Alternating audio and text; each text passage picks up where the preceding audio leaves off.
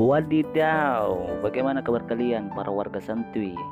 Masih sering jolly? Anjay. Oke, di video kali ini Mimin akan merangkum alur cerita film, yaitu film Bohemian Rhapsody. Kalian pasti tahu lah band Queen, ya kan? Film ini menceritakan tentang kehidupan penyanyi Freddie Mercury yang berujung pada penampilan Queen pada konser Live Aid di Stadion Wembley pada tahun 1985. Film ini disutradarai oleh Bryan Singer dan dibantu juga oleh Roger Taylor, drummer Queen, dan Brian May, gitaris Queen dalam pembuatan film ini. Tanpa banyak bacot, langsung saja ke videonya cuy. Oke, anjay, check it out. Film diawali dengan diperlihatkan pada tahun 1970 di London, seorang pria bekerja di bandara sebagai penanganan bagasi. Pria itu bernama Farouk Bulsara. Ya, itu adalah Freddie Mercury. Pada saat itu Freddie belum mengganti namanya. Kemudian scene berpindah, di mana Freddie dan keluarganya ingin makan malam, tapi Freddie tidak ingin sarapan, karena Freddie ingin keluar. Saat Freddie ingin keluar, di saat bersamaan ayah Freddie datang. Ayah Freddie pun berkata, "Mau keluar lagi Farouk?" Freddie pun berkata bahwa namanya bukan lagi Farouk, melainkan Freddie. Kemudian ayah Freddie berkata, "Kau setiap malam kelayapan. Apa kau tidak pernah memikir masa depanmu?" Freddie hanya terdiam dan pergi. Kemudian Freddie ke klub malam untuk menonton band yang bernama Smile. Band ini sudah lama Freddie ikuti. Kemudian Freddie memesan minuman sambil menikmati irama band Smile sampai selesai.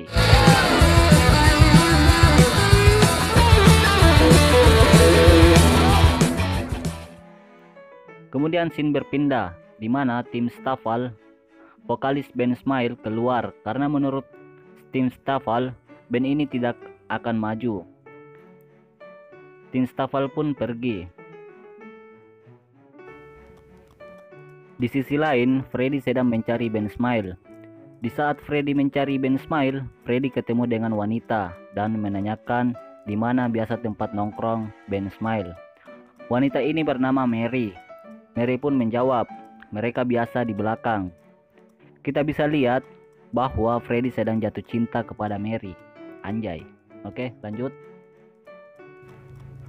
Freddie pun ketemu dengan band Smile dan terlihat Roger Taylor, drummer band Smile, dan Brian May, gitaris. Freddie pun berkata bahwa ia senang sekali dengan pertunjukan band Smile tadi. Kemudian Freddie berkata bahwa ia sudah lama mengikuti band mereka. Freddie pun menawari sebuah lagu yang dia buat.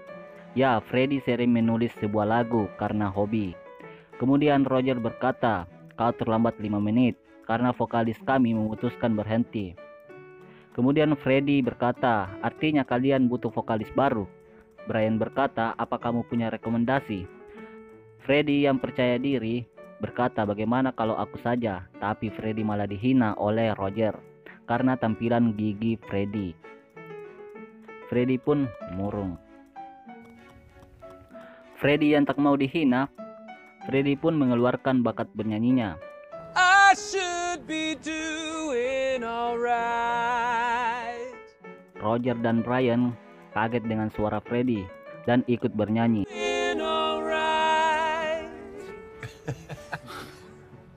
Setelah bernyanyi, Freddie berkata, "Aku terlahir dengan kondisi kelebihan 4 gigi seri, tapi itu berarti jangkauan vokalku lebih panjang." Freddie pun pergi. Di saat Freddie pergi, Brian berkata, "Kau bisa bermain bass?" Freddie berkata, "Tidak." Nope. Oke, lanjut. Kemudian Freddie ke toko baju Biba, di mana Mary bekerja di tempat itu. Freddie pun bertemu dengan Mary. Freddie salting karena Mary. Freddie pun bertanya, "Apa ada ukuran ini untukku?" Setelah itu, Freddie ke ruangan ganti baju bersama Mary. Mary pun mendandangi Freddie. Kemudian Mary berkata, "I like you style. Aku suka gayamu."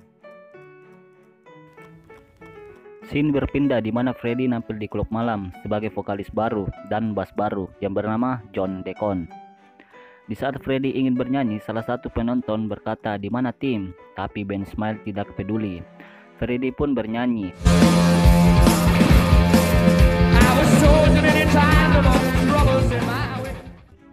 Kemudian scene berpindah. 1 tahun kemudian terlihat Freddie sedang duduk di halte.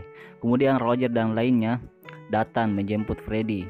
Di saat perjalanan mobil band Queen mogok. Kemudian Roger marah karena sudah menjual tiket tapi mobilnya malah mogok. Di sisi lain Freddie sedang asik sendiri. Brian pun berkata, "Apa yang kamu lakukan, Fred?" Freddie menjawab, "Sebuah album." Kemudian John berkata, "Modal kita tidak akan cukup untuk membuat album." Freddie pun berkata, "Kita akan temukan jalannya."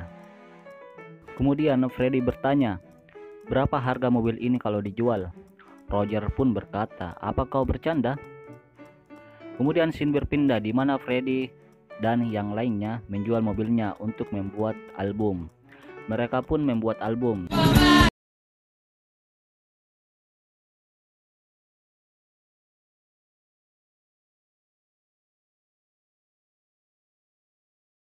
Dan Mary berada di kamar. Kemudian Freddie memainkan piano.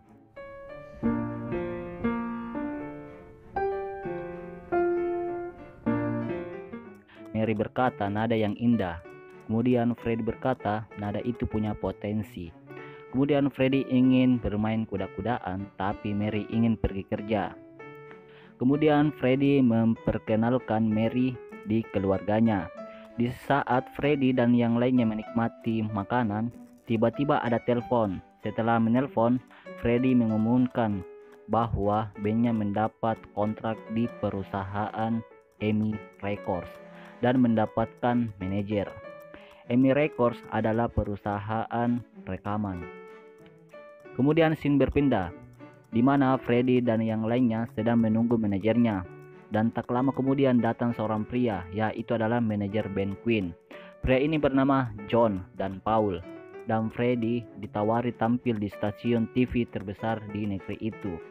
Dan kemudian John berkata, jika bandnya berjalan lancar, maka John berencana membawa band Queen tur ke Jepang. Freddie pun menerima. Kemudian scene berpindah di stasiun TV, di mana Freddie dan yang lainnya ingin tampil. Tapi Freddie dan yang lainnya membantah karena mereka tidak dibiarkan menyanyi secara langsung, hanya sekedar menggerakkan bibir, atau bisa disebut dengan lip sync. Kemudian produser TV berkata, beginilah stasiun TV BBC. Karena tak bisa berbuat apa-apa, Freddie yang lainnya pun mengikuti aturan tersebut. Mereka pun menunjukkan penampilannya dengan membawa lagu Killer Queen.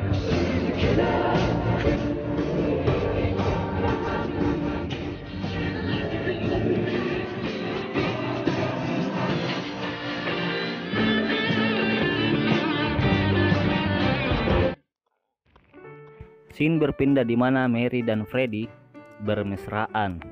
Kemudian Mary berkata, "Seperti apa rasanya bernyanyi untuk orang-orang itu?" Freddie pun menjawab, "Aku memang sudah ditakdirkan menjadi penyanyi." Kemudian Freddie memberi sebuah kejutan untuk Mary, yaitu memberi cincin lamaran. Mary pun terharu dan menerimanya. Di saat bersamaan, Roger, Brian, dan John datang ke rumah Freddie dan memberi kabar gembira bahwa manajernya menelpon menawari bandnya untuk tur. Kemudian Roger berkata bahwa album mereka masuk lagu pilihan terbaik di Amerika. Freddie pun senang dan gembira. Mereka pun tur ke Midwest, Amerika Serikat, dan kota-kota kecil di Midwest. Mereka ke kota Cleveland, Houston, Denver, Portland, New Orleans, Atlanta, dan Pittsburgh. Scene berpindah di mana Freddie dan rekan-rekannya sedang berada di EMI Records. Gue jelasin lagi ya, EMI Records itu apa. EMI Records adalah sebuah perusahaan rekaman yang dipimpin oleh Ray Foster. Oke, lanjut ke ceritanya. Kemudian John, si manajer band Queen, memperkenalkan pengacara band Queen, yaitu Miami. Lanjut.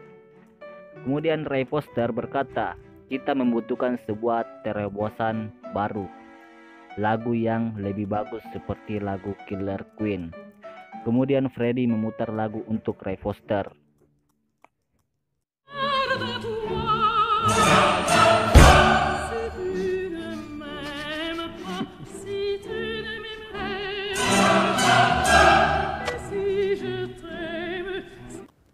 Saat mendengar lagu itu, Ray berkata, "Itu lagu opera." Kemudian Brian menjawab, "Tidak ingin mengulang lagu yang sama." Maksudnya adalah tidak ingin lagu yang bergenre yang sama. Kemudian si Freddie memberi nama album itu dengan nama A Night at the Opera. Tapi Ray menolak karena lagu opera sedikit peminatnya. Tapi Freddie berkata bahwa ini tetap aliran rock and roll dengan skala opera. Maksudnya adalah lagu rock tapi bernuansa opera. Anjay, keren betul ini ya Freddie. Akhirnya Ray menerima saran Freddie. Scene berpindah di tahun 1975 di peternakan Rockville. Di sana Freddie dan rekan-rekannya menetap selama sebulan untuk membuat album A Night at the Opera tanpa ada gangguan dan menghindari keramaian agar dia fokus. Mereka pun masuk ke kamarnya masing-masing. Kemudian Freddie sedang menciptakan sebuah lagu. Love of my life, can't you see? Bring it back, bring it back. Bring it back, bring it back. Setelah itu Paul berkata, "Apa judul lagu itu?" Freddie pun menjawab, "Love of My Life." Lagu itu untuk Mary. Kemudian si Paul mencium Freddie. Kemudian Freddie berkata, Mary knows me in a way that no one else ever will. Together. That's all. Keesokan harinya, Roger bertengkar dengan John dan Brian karena masalah lagu. "Oh iya bro, di sini semua anggota band Queen masing-masing menciptakan lagu." Kemudian Freddie keluar menikmati pemandangan. Setelah itu Freddie bermain piano sambil bernyanyi dengan suara khasnya.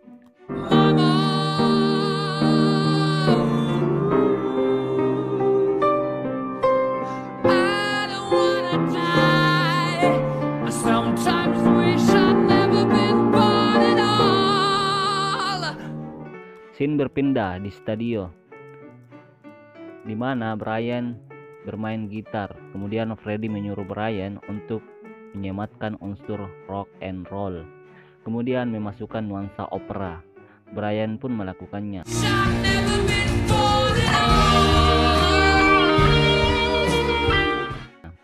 Keesokan harinya, Roger bernyanyi. Bisa dibilang pembantu suara. Kemudian Freddie berkata suaranya kurang tinggi. Roger pun melakukannya lagi. "Oh iya bro, Roger melakukan itu semua 60 kali dan Freddie menyuruh Roger untuk latihan selama 24 jam. Anjay, keren ya. Again. Go on, roll the track. Who even is Galileo? Setelah sebulan di desa terpencil itu, Freddie dan rekan-rekannya pun kembali ke EMI Records dan memberikan ke Ray. Ray pun mendengarkan lagu itu. Setelah mendengarkan lagu itu, Ray berkata bahwa Ray tidak yakin dengan album itu. Kemudian Freddie berkata, "Ini album terbaik dari semua album." Kemudian Ray menjawab bahwa ini mahal sekali. Ya, album itu mahal sekali. Ray menolak lagu itu karena durasinya panjang, yaitu 6 menit. Karena Ray tidak memutar lagu yang melebihi 3 menit. Kemudian Ray berkata, "Apa makna dari lagu ini yang ada istilah Scarameleo, Galalio, dan kata Bismillah?" Nah, buat kalian yang ingin tahu mengapa ada kata Bismillah di lagu Bohemian Rhapsody, kalian bisa cari di Google atau di YouTube. Banyak yang sudah jelaskan kata Bismillah di lagu itu. Kalau gue jelasin nanti videonya lama. Oke, lanjut. Kemudian Ray menyarankan lagu Love of My Life, tapi Freddie menolak. Dia ingin tetap lagu Bohemian Rhapsody pertama dipublikasikan. Anjing lah. Oh ya bro, di album A Night at the Opera ada 12 lagu, yaitu Bohemian Rhapsody, Dead on Two Legs, Legend on a Sunday Afternoon, I'm in Love with My Car, You Are My Best Friend, Three Ache, Sweet Lady, They Said, Red Phones, The Love Rap Song, Love of My Life, Good Company, God Save, The Queen. Oke. Tapi si Ray tetap menolak album itu. Freddie dan rekan-rekannya pun pergi sambil berkata, "Kau akan dikenal orang sebagai sosok menyanyiakan Queen." Setelah pergi, Ray berkata, "Tak akan ada mengenal nama band Queen." Kemudian Freddie melempar batu dari bawah dan mengatai Ray. You'll never have a gold disc, you medium. Setelah itu, Freddie dan rekan-rekannya ke stasiun radio Kenny. Kenny dan Freddie sudah lama kenal baik. Freddie menyuruh untuk memutar lagunya di radio. Kenny pun memutar lagu Bohemian Rhapsody. Dan lagu itu mendapat komentar yang baik oleh band-band kalangan atas dan perusahaan musik seperti Time Magazine, Rolling Stone, Record Mirror, Led Zeppelin, dan lain-lain. Scene berpindah pada tahun 1976 di Aitbrook, Skotlandia. Band Queen sudah sangat terkenal.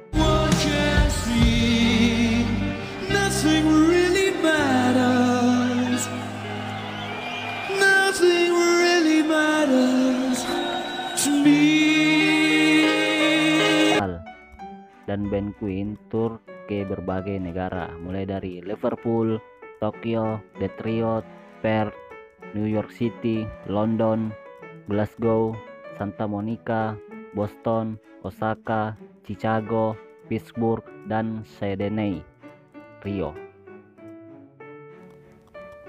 Scene berpindah di mana Freddie sudah kembali dari turnya dan menemui Mary. Kemudian Freddie memutar TV konser mereka dan menyaksikannya bersama Mary. Freddie berkata, "Ini jumlah penonton terbanyak dalam sejarah." Ya, lagu itu lagu Love of My Life buat Mary. Freddie berkata mereka bernyanyi untukmu Mary. Kemudian Mary merasakan ada yang tidak beres dengan Freddie. Mary pun menyuruh Freddie untuk menjelaskannya. Freddie pun menjawabnya bahwa dirinya biseksual. Oh ya bro, biseksual itu artinya menyukai pria dan wanita. Oke, lanjut. Mary pun kaget dan kecewa dengan Freddie. Mary menganggap Freddie seorang homo, bukan biseksual. Mary pun melepas cincin lamaran Freddie, tapi Freddie melarangnya karena Mary sudah berjanji tidak akan melepas cincin tersebut. Freddie pun melanjutkan hubungan dengan Mary, tapi sebatas teman. Down to the ground, you're dragging me. It's constantly. No, I